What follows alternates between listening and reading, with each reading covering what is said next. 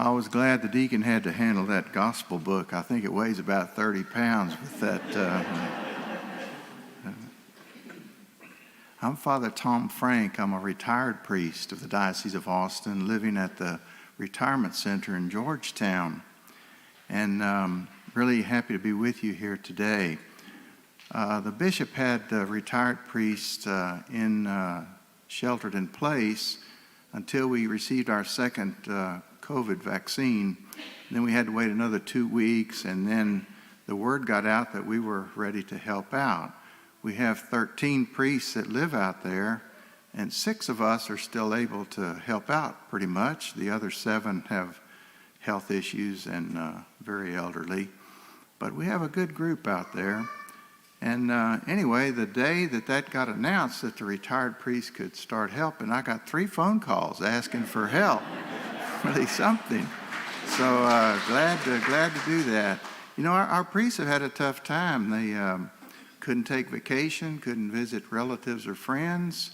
The ones that were from out of country couldn't go over and make a trip to see their families. And then all the stuff they had to deal with. So it was really good that we retired priests could start helping out again. Glad to be with you today. I have 3 things I'd like to try to share with you during these few words. The first one has to do with the retirement center and what it's like. The second one has to do with these readings for today, especially the gospel, a really good gospel for the Easter season. And the third thing is something that I picked up and started doing a number of years ago, and I think it has been very helpful to me, and it might be something you could think about doing. So anyway, just kind of a personal thing.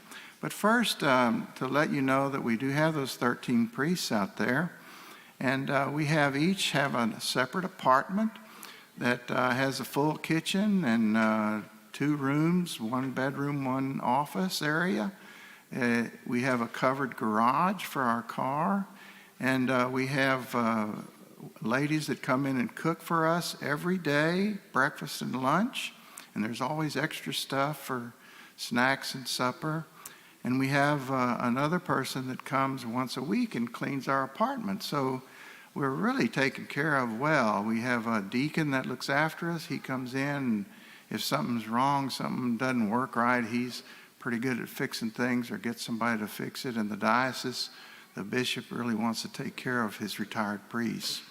When this COVID got going, this pandemic, one of the things that I thought to myself, kind of selfishly, but I thought, I'm kind of glad I'm old because I was in that first group to get the vaccine.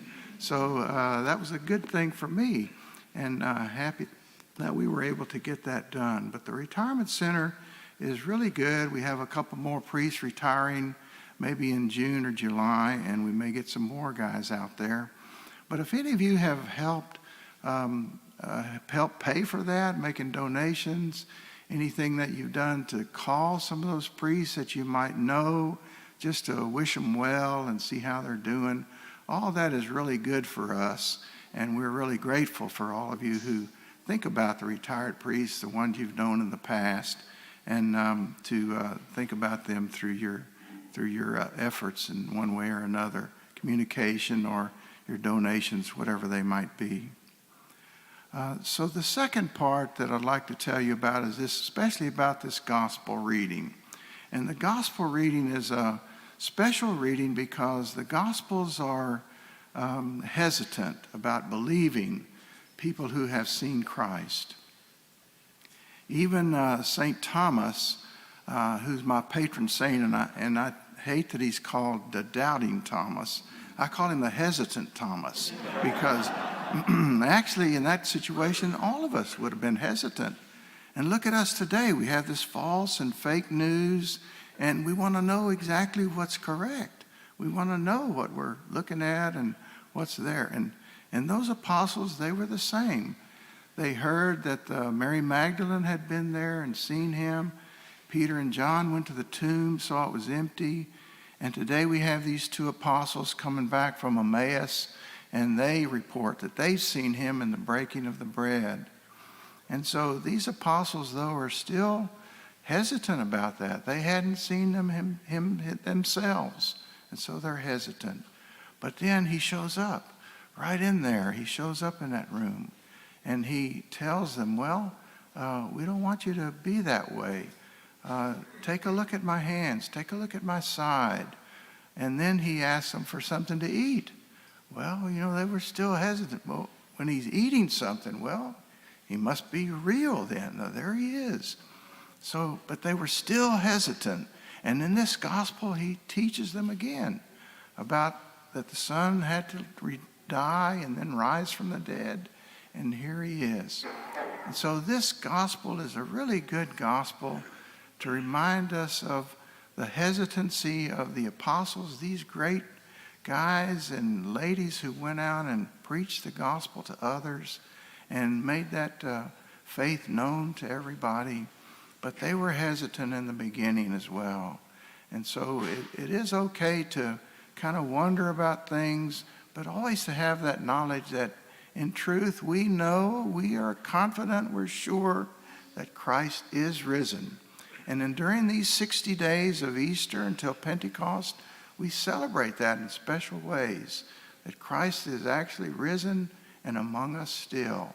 And this is our message for these 60 days of Easter, to recall that, to make it part of our hearts again, and to know that this really is true, and we can be confident and not hesitant at all about proclaiming Christ as the King of the universe and our special person in our own lives. So the third part that I wanted to tell you about is something I had an idea about a number of years ago. I was looking around and I thought, these football teams have mascots, and the mascot seems to help them play the game better. And mostly they have tigers and panthers and lions and things, and I didn't want that. But I thought if I had a mascot for myself, that might help me with being the priest that I need to be or should be. And so I started thinking about that, and I didn't really want to have a real animal, but I didn't want any ferocious animals or poisonous snakes or anything. But I thought about, first of all, a dog. And I didn't want a real dog, but I thought, well, I could get a few pictures of dogs, because the thing about the dog we understand is the dog is loyal and faithful. And I thought, this is what I need to be as a priest, loyal and faithful to my bishop, to the parishioners, to the parish. But then I thought, well, maybe an elephant would be better. I thought that might be a good mascot to have. And I didn't want a real elephant, but I could get different symbols, because the elephant is supposed to have a great memory. And I thought, as a priest, I need a good memory to know people's names, to know what the bishop wants me to do, to think about what happened the year before and plan it again. Memory was really important. But then I thought, no, a giraffe would be better. It can see everything, all taller and all.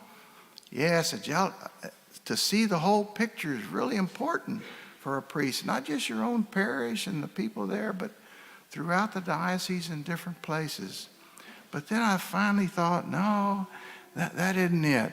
And so I decided, and this is my personal mascot now, the turtle. I don't know if you've seen those turtles on South Padre Island.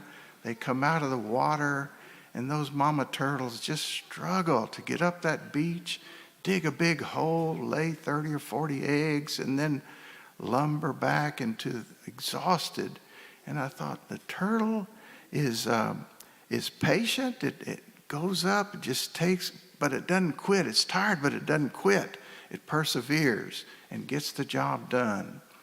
And I used to think of myself as slow but sure, but now I think of myself as patient and persevering, because the turtle is my mascot.